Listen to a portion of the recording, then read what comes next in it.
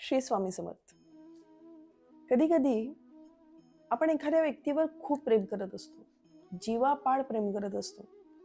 त्यामुळे त्याला आवश्यक असलेल्या सगळ्या गोष्टी देण्याचा आपण प्रयत्न करीत असतो. जे आपल्याला असं वाटत असतं त्याला आवश्यक आहे. पण कधी कधी समोरच्या व्यक्तीला आपल्याकडनं फक्तच ग्लासभर पाण्याची अपेक्षा असते. ती व्यक्ती तहानेने व्याकुळ झालेली असते आणि आपण त्याला जबरदस्तीने पंचपक्वान्न खाऊ घालीत असतो. तो इरिटेट होतो, चिडतो आणि आपल्याला असं वाटत असतं त्याला आपल्या प्रेमाची किंमत नाही. इथे चूक ही आपली असते, आपल्या विचारांची, आपल्या समजुतीची असते.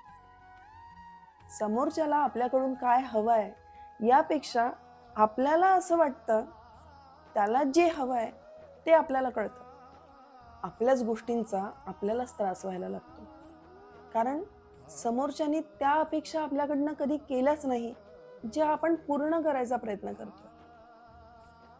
इथे आपल्याला फक्तच समोरच्याला समजून घ्यायचे आणि जमत असेल तरच त्या अपेक्षा पूर्ण करायच्या.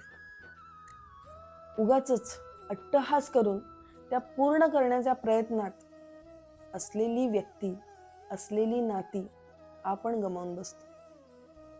हे होऊ देऊ नका. समोरच्याच्या मनाचा एकदा विचार